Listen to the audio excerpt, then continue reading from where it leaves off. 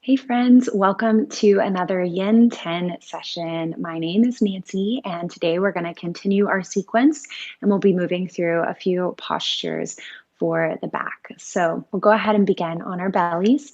If you are avoiding the belly today for any reason, pregnancy or just discomfort there, I will give you some alternative options. So if you're not coming to your belly right away, come into a child's pose.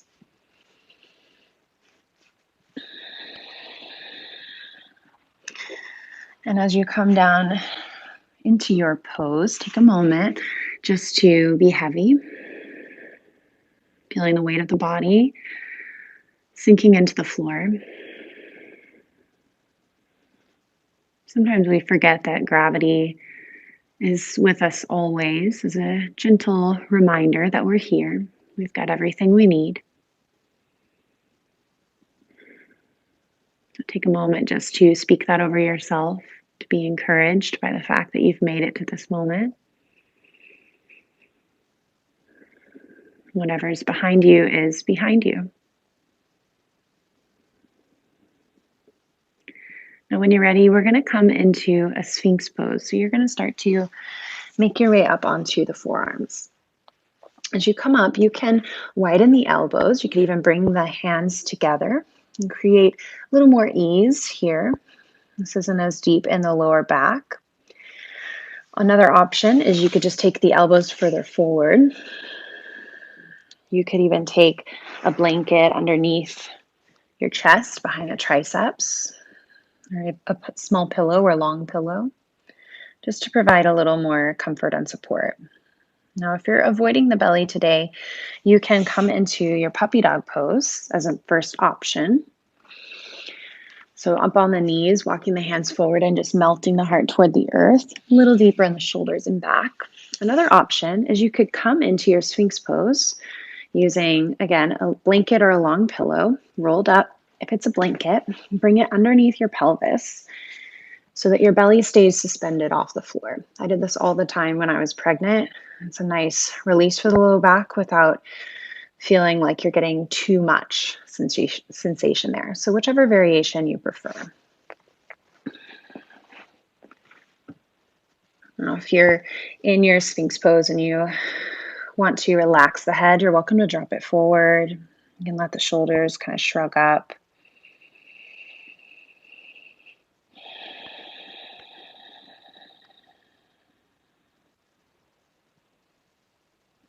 If you're still craving a little bit more here, you could elevate the forearms to a blanket, maybe a pillow. And this is just going to deepen that back bend in the low back. This pose is great for helping to restore that natural curve in the lumbar spine that gets reversed with all of our sitting and bending over. So if you're feeling a lot here, that's really normal. Give yourself permission to just breathe through it. Back off if you need to. Just practice a little stillness. Your breath will take you there. So just focus on deep quality inhales and exhales.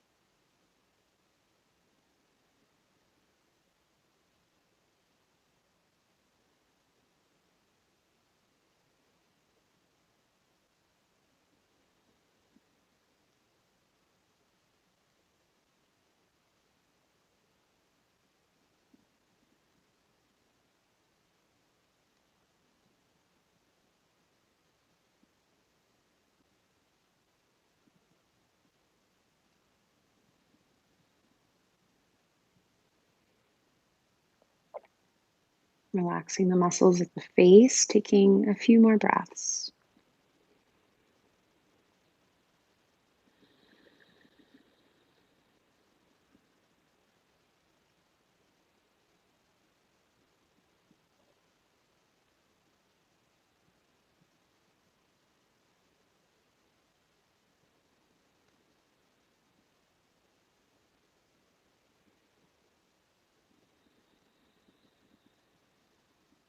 From here, you can start to make your way back to the belly, or you can come back into your child's pose. We'll all be there in just a moment. So take a moment just landing, being neutral.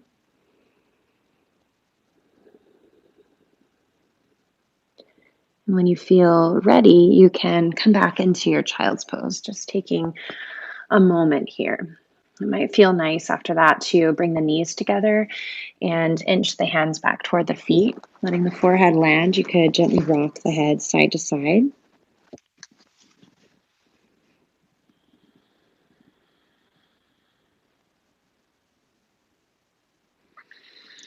And from here, we'll come up into a table position for our next pose. Now, I like to have a little cushion under my knees for this posture, so feel free to get creative with your props or your space. If you have something you can use under your knees, I'd recommend it. And I like to have a pillow out in front of me or a bolster of some kind. So you can obviously change the props up for you, but this is what works for me. So coming into table, kind of framing your pillow, knees onto your cushion, and begin to inch the knees out wide.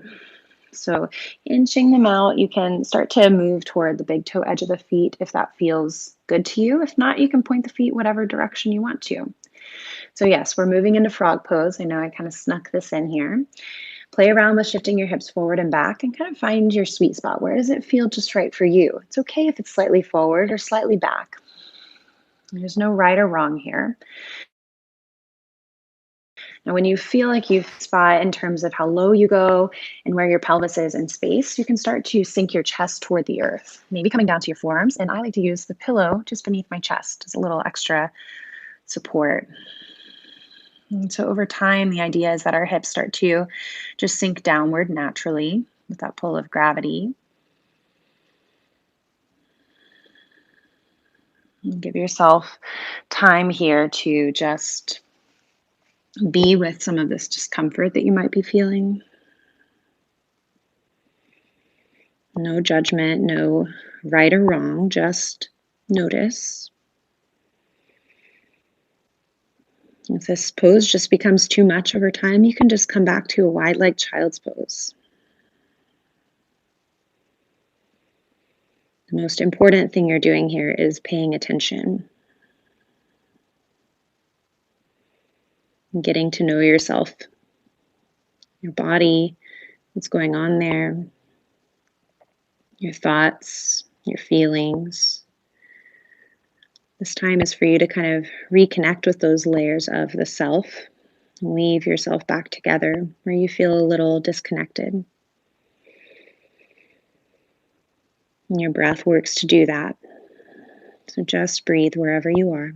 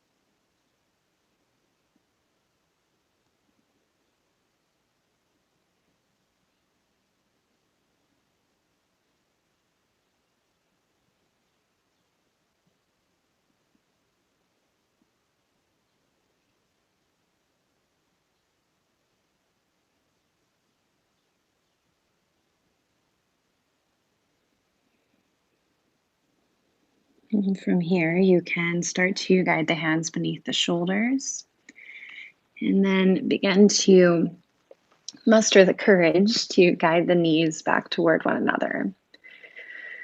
You bring the legs in close just to kind of bring everything back together. Let the hands rest to the lap and just take a moment to feel the rebound effects of these postures we've moved through today. Notice where you feel a little bit of vibration in the physical body, your energy. Thank you so much for sharing your practice with me today. Bringing your hands together at the heart, we say namaste.